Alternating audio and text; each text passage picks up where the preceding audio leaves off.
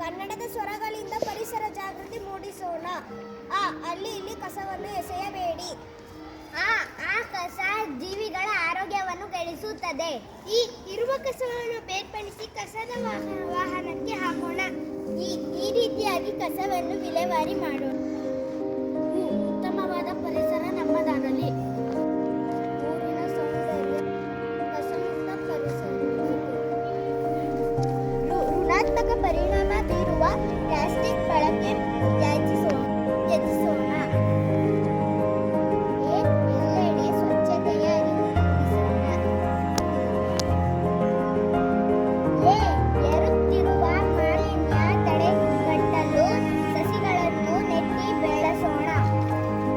ಐಶ್ವರ್ಯಕ್ಕಿಂತ ಮಿಗಿಲು ನಮ್ಮ ಸ್ವಚ್ಛತೆ ಮತ್ತು ಆರೋಗ್ಯ.